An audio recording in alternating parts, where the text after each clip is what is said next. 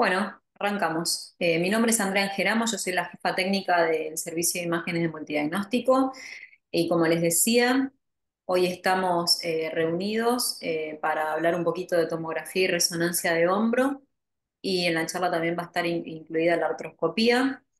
Así que, bueno, cuando quieras, Fer, puedes empezar. Bueno, ¿qué tal? Buen día a todos. Bueno, mi nombre es Barbosa Fernando. Hoy vamos a hablar la charla, va a ser sobre tomografía y resonancia de hombro. Bueno, empezamos con la charla. Durante el temario del día de hoy vamos a ver diferentes temas. El primer tema va a ser la anatomía, el segundo va a ser la anamnesis y su importancia a la hora previa del estudio. El tercer punto de ítem va a ser programación del estudio en resonancia y tomografía. El cuarto ítem va a ser artroresonancia. Y por último vamos a ver las patologías más frecuentes del hombro.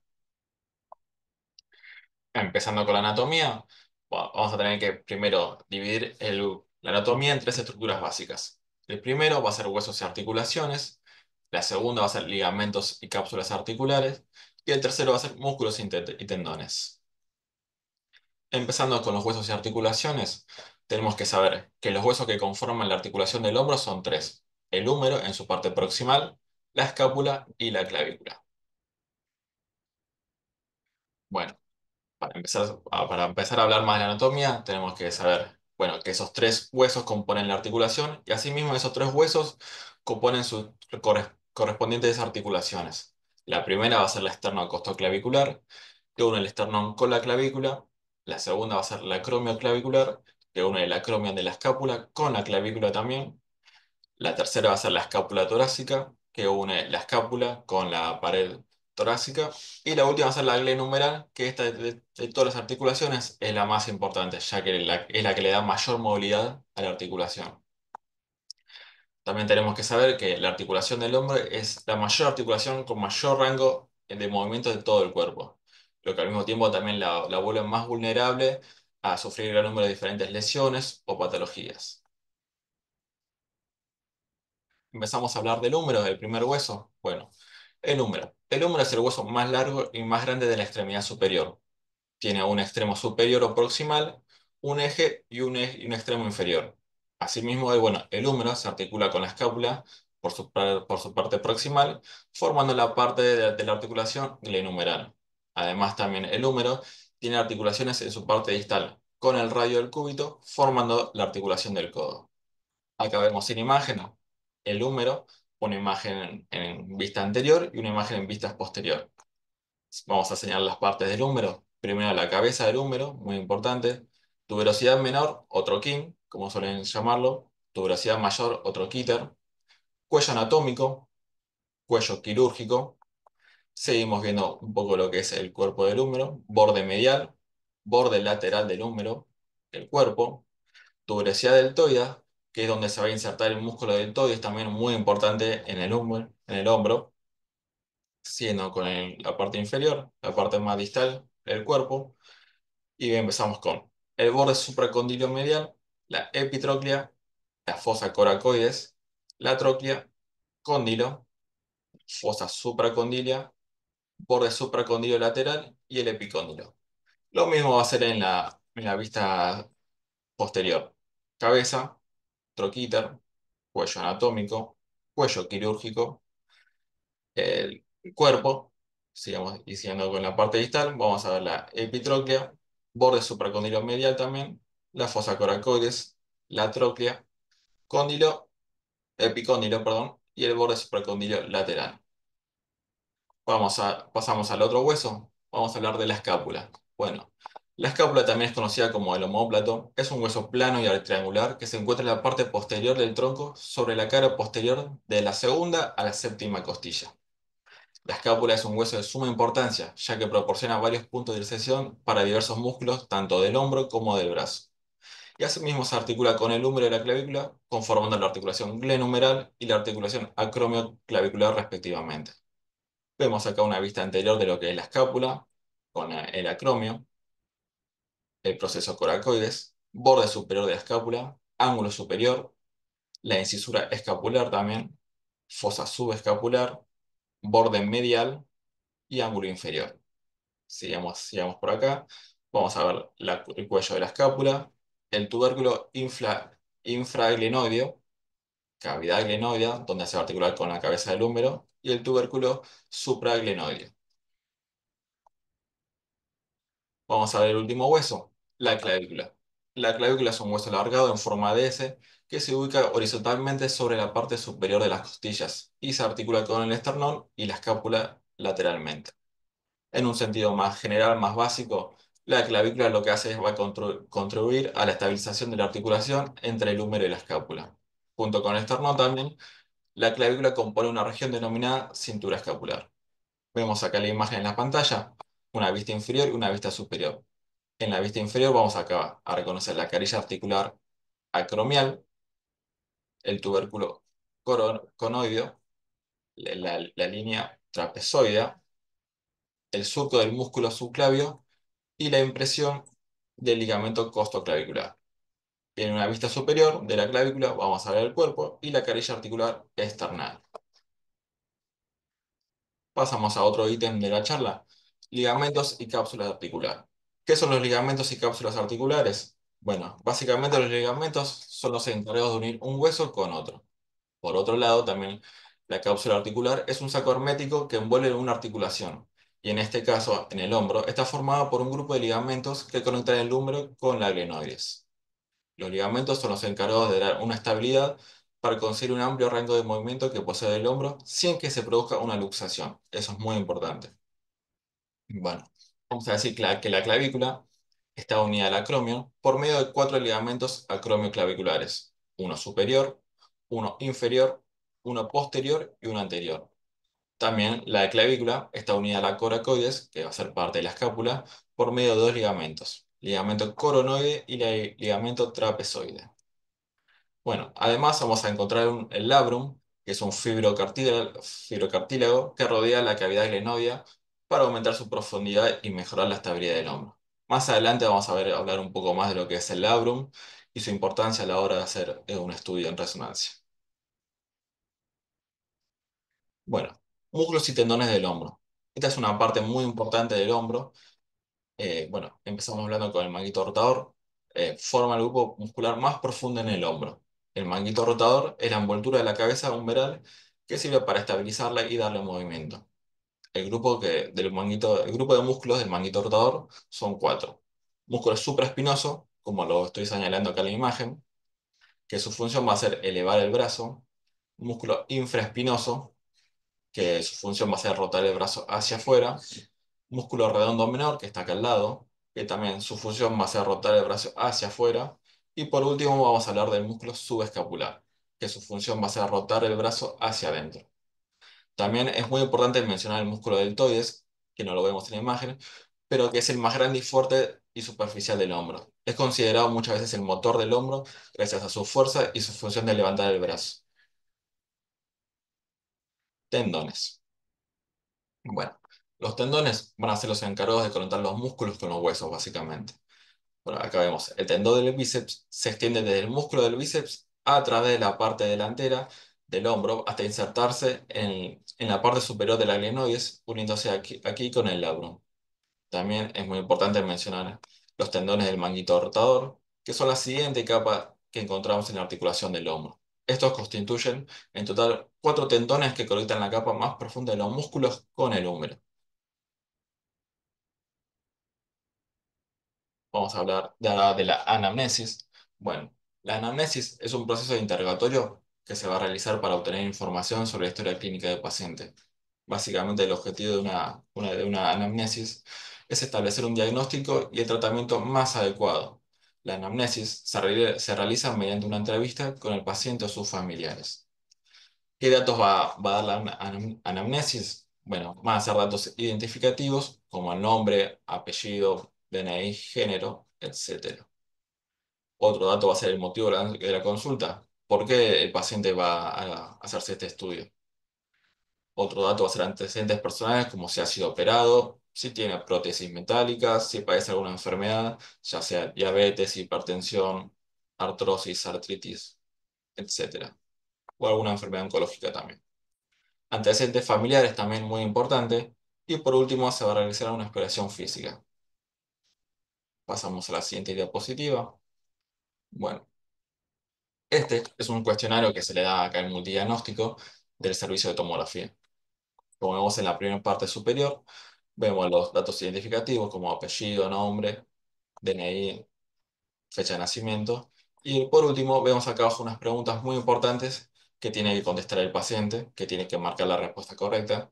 Por ejemplo, si es alérgico al yodo, si tiene insuficiencia cardíaca, si es diabético, si consume metformina o también si la paciente es mujer, si está embarazada. Acá en esta imagen vamos a ver lo que es el consentimiento informado de tomografía computada. Bueno, este consentimiento se firma solamente cuando el estudio es con contraste endovenoso. Pasamos a la otra diapositiva.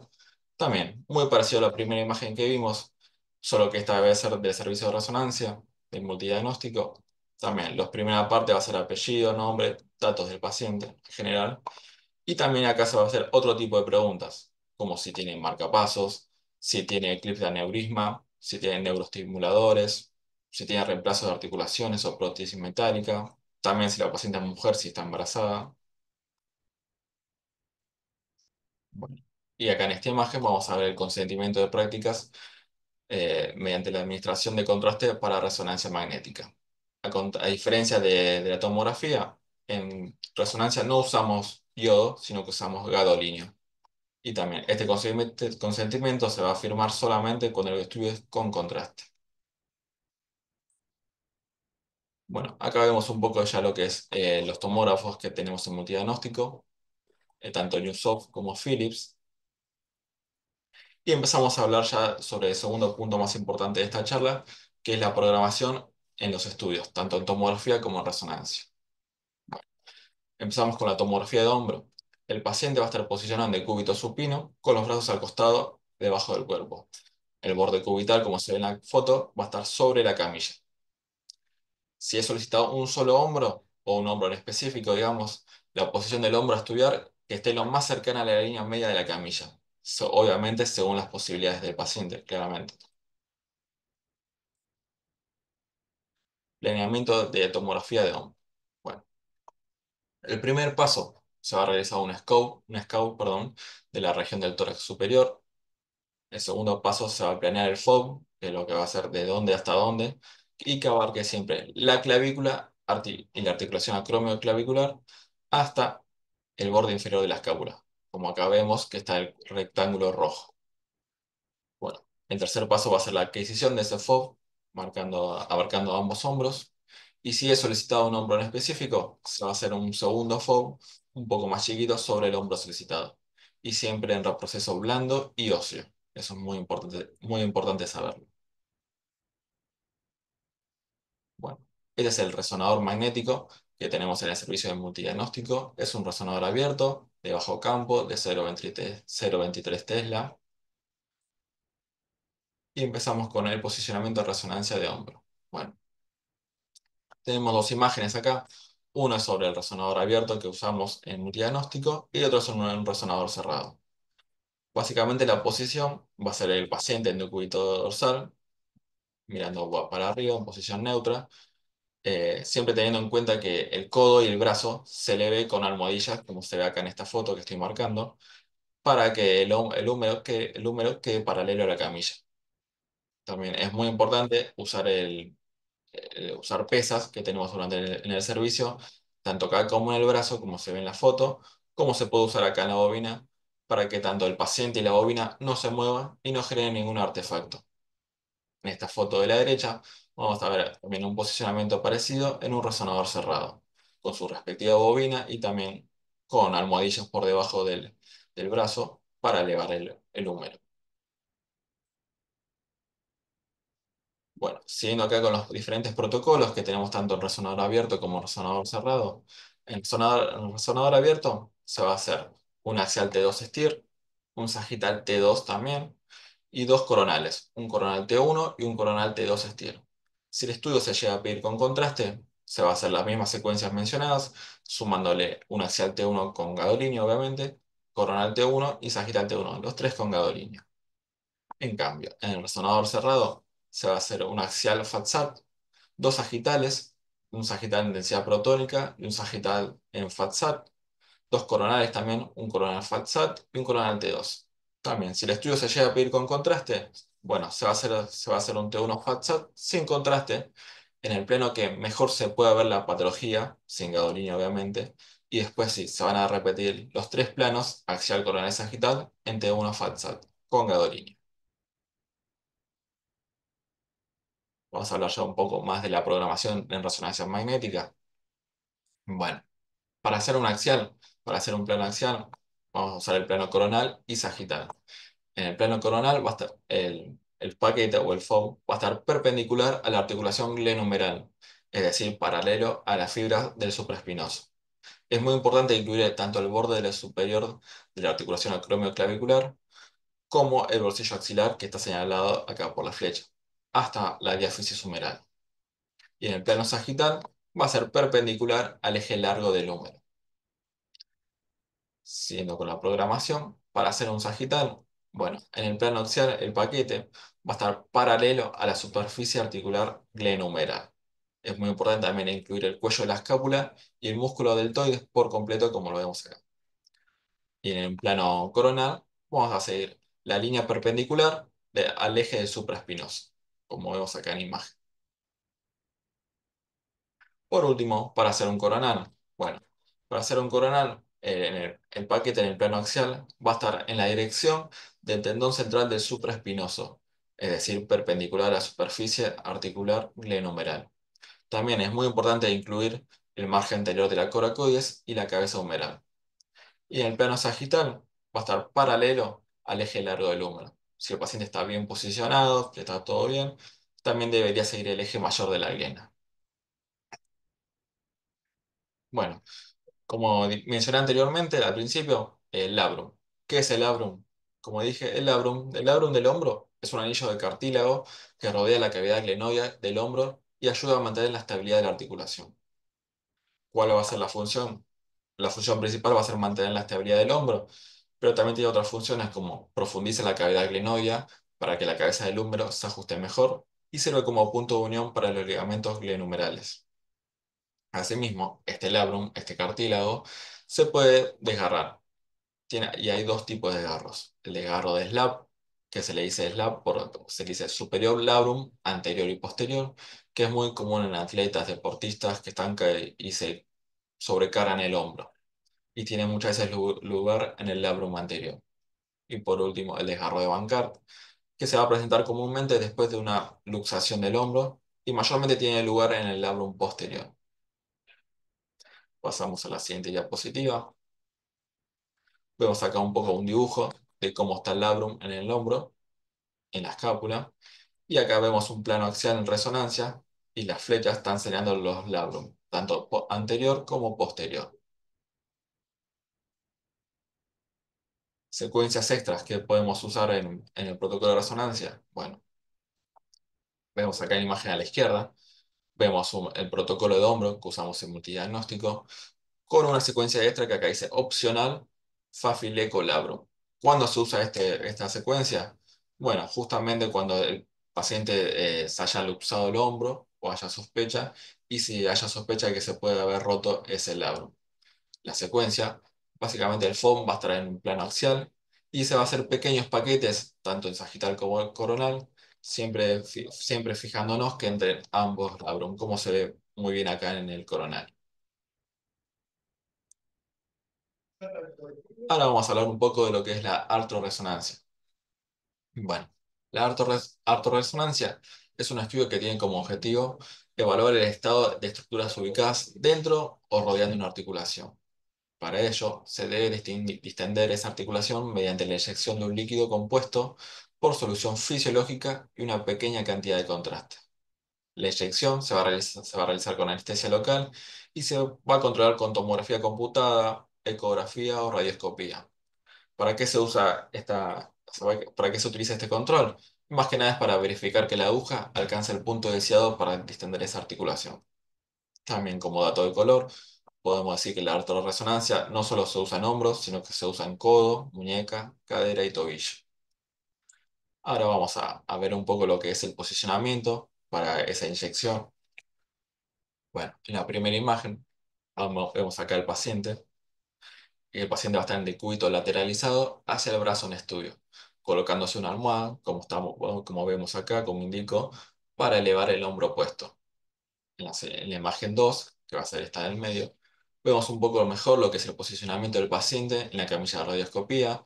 El paciente va a estar con el brazo en decúbito supino, la palma mirando hacia arriba, y también es muy importante colocar una pesa para que el paciente mueva lo menos posible el brazo. Y en la figura 3, en la imagen 3, vemos cómo se ve mejor la posición para la colocación de la aguja. Y vemos cómo está pinchando el hombro. Bueno, acá vemos justamente esas imágenes que fueron controladas después. Bueno, en la imagen A vamos a ver el sitio de punción con inserción de la solución. Acá en la imagen B ya vamos a ver, vamos a evaluar la cavidad articular con el brazo en rotación externa. En la imagen C vamos a evaluar también la cavidad articular con el brazo en rotación interna. Y en la imagen D vamos a también evaluar la cavidad articular con el brazo en posición a ver. En posición a ver significa abducción y externa rotación, para que todos lo sepan. Bueno, vemos ya acá un poco lo que es imágenes de alta resonancia. En la imagen A vemos un T1, un corte axial. Vemos bien cómo se inyectó el líquido. En la imagen B vemos un T1 en un corte coronal. En la imagen C también vemos un corte coronal, pero este es un T2 STIR. En la imagen D vemos un coronal T, un sagital T1. Y en la imagen E, por último, vamos a ver un T1 también en posición a ver, que va a ser siempre siguiendo el eje del húmero. Técnica para la artrorresonancia. Bueno, ya hablamos de una parte fundamental de lo que es la artrorresonancia, que va a ser la inyección intraarticular del contraste paramagnético. La segunda parte muy importante es la obtención de las imágenes. Como dijimos, la primera parte se va a inyectar intraarticular el contraste paramagnético, se va a controlar por radioscopía, tomografía o ecografía, y bueno, y posteriormente se va a inyectar el contraste paramagnético diluido en solución fisiológica. Y pasamos a la segunda etapa, que es cuando el paciente ya va a ser trasladado a la unidad de resonancia. Es muy importante no dejar pasar más de 20 o 30 minutos después de la inyección del contraste para que no se produzca una indeseada reabsorción del contraste. Secuencias utilizadas para resonancia. Bueno, básicamente se van a hacer dos planos axiales en T1, un coronal oblicuo, dos coronales oblicuos, perdón, y un sagital oblicuo también. Pasamos a la última parte de esta charla. Vamos a hablar un poco de lo que son las patologías del hombro. El hombro es una articulación compleja sobre la que actúan múltiples músculos y sus correspondientes tendones. En más del 90% de los casos, el dolor se debe a las patologías de los tendones del llamado manguito rotador, como dijimos anteriormente. También la continua movilidad del hombro produce con el paso de los años el desgaste de estos tendones y sus respectivas roturas. También las actividades físicas, laborales, acentúan estas lesiones. Bueno, algunas de las lesiones o patologías más frecuentes del hombro van a ser el desgarro del manguito rotador, la tendinosis, la bursitis, luxación o lesión de SLAP, fractura y el síndrome de pinzamiento subacromial. Empezando con la primera patología que vamos a hablar, va a ser la tendinosis. Bueno, la tendinosis, una tendinosis del hombro, básicamente es la inflamación o irritación del tendón, que en la mayoría de los casos ocurren por desgaste del mismo. El tendón es una cuerda fibrosa o cordón que se encarga de unir el músculo con el hueso. La tendinosis del hombro afecta principalmente a los tendones y músculos del manguito rotador. Como ya dijimos anteriormente, los músculos del manguito rotador son el supraespinoso, el infraespinoso, el subescapular y el redondo menor. Asimismo, también existen dos tipos básicos, dos tipos de tendinosis: tendinosis crónica y tendinosis aguda.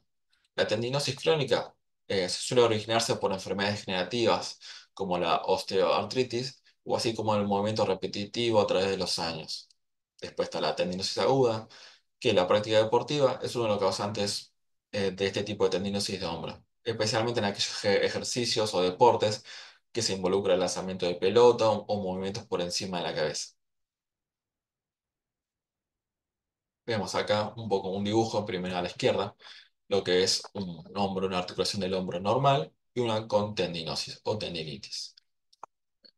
Vemos acá en la articulación normal, en la articulación del hombro, los tendones se ven bien y cuando hay tendinosis se ven ya un poco más irritados o inflamados. Acá vemos el tendón del supraespinoso, el tendón del bíceps y el tendón subescapular.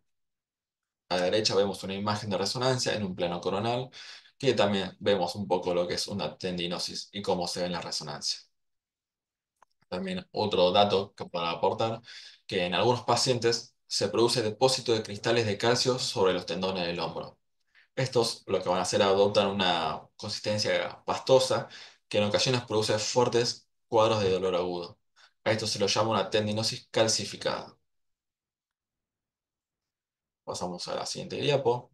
Bueno, para terminar con la tendinosis, vamos a hablar un poco de lo que son las causas. Como mencionamos anteriormente, las lesiones por práctica deportiva, tanto haciendo deportes como básquet, béisbol, tenis, golf, natación, entre otros. También el esfuerzo excesivo del hombro es una de las causas muy frecuente. El esfuerzo sobre esfuerzo en trabajos que requieren movimiento frecuente también llegan a ocasionar una tendinosis. Y otro factor, factor o causa es la edad. Bueno, con el paso de los años los tendones se vuelven menos flexibles y lo que cual crea una mayor vulnerabilidad de sufrir una inflamación de esta articulación. Los síntomas. Los síntomas van a ser pérdida de fuerza en el hombro, dolor inflamatorio, imposibilidad de mantener el brazo en determinadas posiciones como mantenerlo arriba, incapacidad para realizar ciertas actividades diarias como por ejemplo puede ser el peinarse o en caso de la mujer abrocharse el corpiño, presión en el tendón también que provoca dolor y dolor nocturno en la zona afectada. Otra patología también muy frecuente es el desgarro del manguito rotador. Bueno, este desgarro se produce cuando se rompe uno o varios de los tendones que conforman el manguito rotador. En su mayoría se produce en ancianos y en su mayoría también son frecuentes de un síndrome de pensamiento subacromial. Los síntomas más destacados son la incapacidad de movimiento y el dolor que se localiza en la cara anterior del hombro.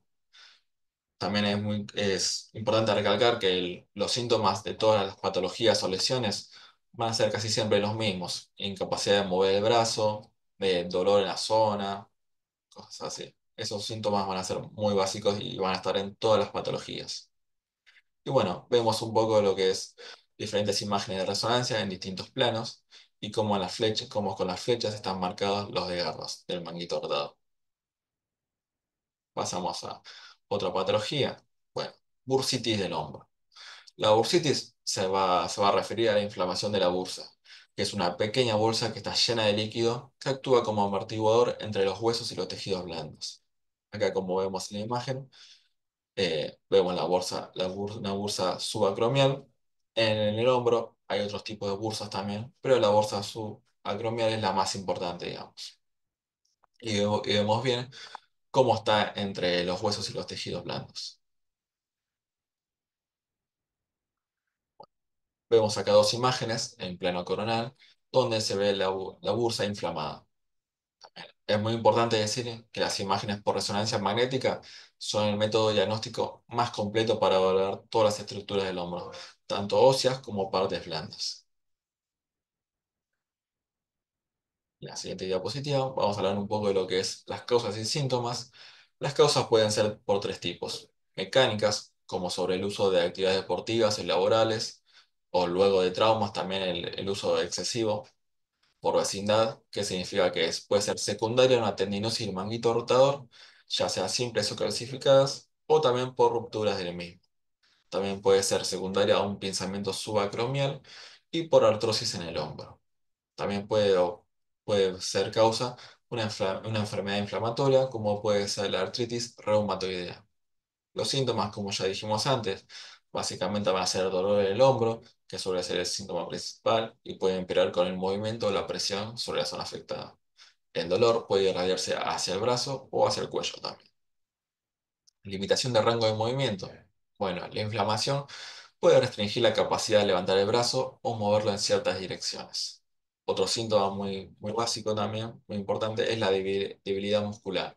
La debilidad puede desarrollarse en el brazo afectado debido al dolor y la limitación del movimiento. Pasamos a otra patología también muy importante y muy frecuente, que es el pinzamiento subacromial. Bueno, es importante saber que el pinzamiento subacromial es la causa más común del dolor en el hombro muchísimas veces. Un pinzamiento subacromial se debe a un estrechamiento entre la cabeza del húmero y una parte de la escápula denominada el acromio. Acá en la imagen vemos señalado cómo está el acromio y la cabeza del húmero. Bueno, la disminución de este espacio subacromial y la inflamación de la bursa que contiene afecta la libertad con la cual trabajan los tendones del manguito rotador. Es decir, a mayor disminución del espacio subacromial, mayor va a ser la inflamación y mayor va a ser el daño en tendones. También mayor va a ser el dolor y mayor también va a ser la discapacidad para poder mover el hombro. Vemos acá en la imagen superior, vemos dos dibujos. Cómo se ve una articulación del hombro normal sin pinzamiento subacromial. Y vemos acá cómo se ve el pinzamiento subacromial. Vemos ese estrechamiento de ese espacio, cómo es diferente, cómo cambia de entre un normal a un pinzamiento. Y por último, por debajo también vemos diferentes planos de resonancia donde se llega a ver mejor el pinzamiento subacromial y cómo se ve. Bueno, causas y síntomas del pinzamiento subacromial. Las causas pueden ser por esfuerzos excesivos, rotura del manguito rotador, tendinosis cálcica, cambios degenerativos o generación de osteofitos. Los síntomas, como ya venimos mencionando, va a ser dolor agudo en la zona anterior y lateral del hombro, irradiación del dolor hacia el brazo, también puede ser, limitaciones de movimiento, músculos del cuello contracturados y debilidad del brazo. Pasamos a una de las últimas patologías que vamos a ver en esta charla. Vamos a hablar de la luxación del hombro. Bueno, el hombro es la articulación del cuerpo humano que más se luxa, que más se sale con más frecuencia, digamos. Bueno, ello se debe a que la gran cabeza esférica del húmero se articula con una pequeña superficie que es la helena, que le brinda la escápula. En más del 95% de las luxaciones del hombro, el húmero se desplaza por delante. A eso le llamamos una luxación anterior. Pero en ocasiones también se puede desplazar por detrás o por debajo, y a eso lo llamamos una luxación posterior. En la imagen de la izquierda vemos un dibujo de cómo se ve una articulación del hombro normal, cómo es cuando se luxa hacia adelante, es decir, una luxación anterior, y cómo es una luxación posterior. En la imagen de la derecha vemos una persona, un paciente, vemos cómo se ve el brazo en posición normal y vemos cómo se ve claramente acá una luxación posterior, que la cabeza del húmero se va para atrás. Lo mismo en la luxación anterior, vemos cómo la cabeza del húmero se va más para adelante. Hay una clara diferencia entre un brazo normal y cómo se ve, cómo se ve con una luxación.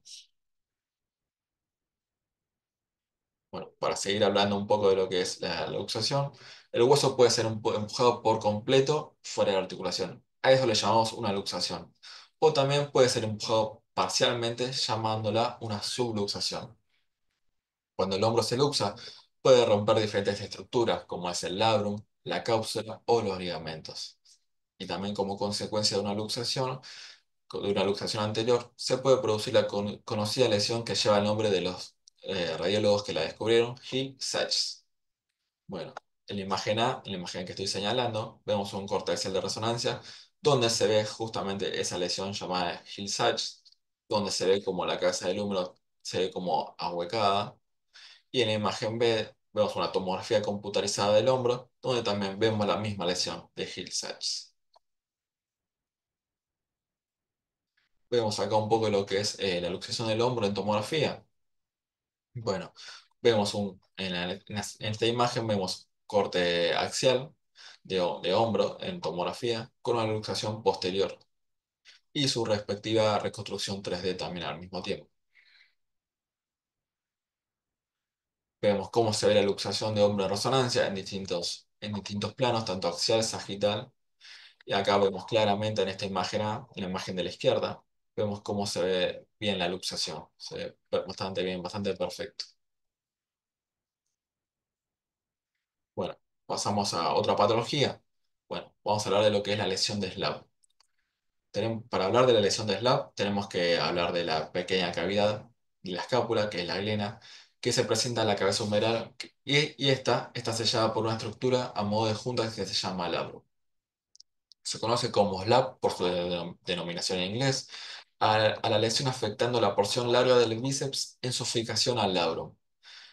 Además, puede ser una consecuencia de una luxación anterior o también se puede producir por una tracción brusca o muy repetida del ejercicio del bíceps.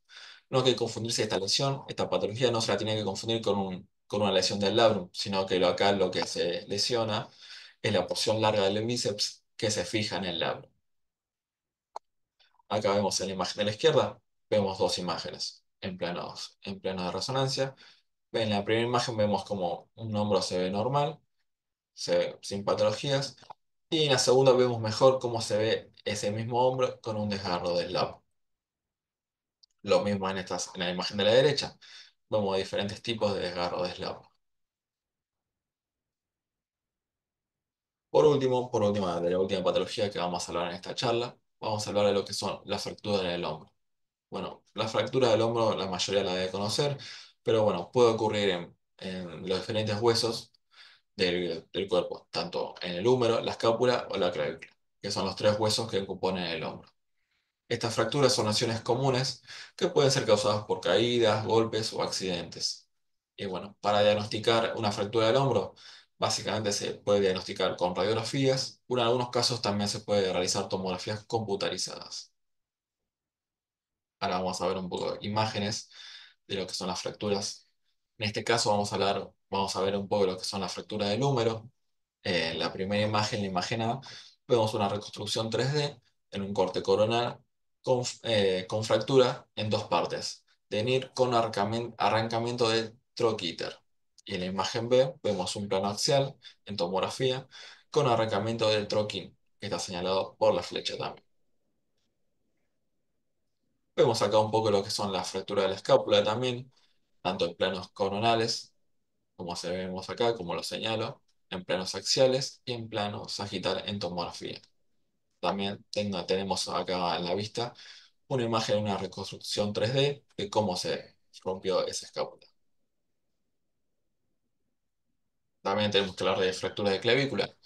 Bueno, en la imagen de la izquierda vemos una fractura del tercio medio de la clavícula y también una fractura de la escápula. Y acá en la imagen de la derecha vemos una fractura de la clavícula que está fracturada en su parte más distal. Esto es una reconstrucción 3D en un plano coronal. Bueno, finalizando esta charla, vamos a dar una conclusión general de todo lo que vimos, de todo lo que hablamos. Bueno, la articulación del hombro es una estructura compleja y móvil que permite un amplio rango de movimientos. Sin embargo, su gran movilidad la hace más susceptible a diferentes lesiones y patologías. Por eso es muy importante para nosotros como técnicos radiólogos realizar un correcto estudio para definir el tratamiento a seguir para las diferentes patologías del paciente. Bueno, con esto ya me despido. Muchas gracias a todos por escucharme y por la charla de hoy. Bueno, gracias, Fer. Estuvo muy linda la clase. Antes de que salgan de la clase, les quiero comentar que nosotros siempre hacemos charlas cada 15 días. La próxima charla va a ser de angioresonancia y angiotomografía a cargo de Ana Urquía, que es una técnica del servicio, pero siempre la hacemos los días miércoles y el miércoles que viene, o sea, la próxima clase cae el 2 de abril, que es feriado. Así que la próxima va a ser día martes, martes 1 de abril, ¿sí?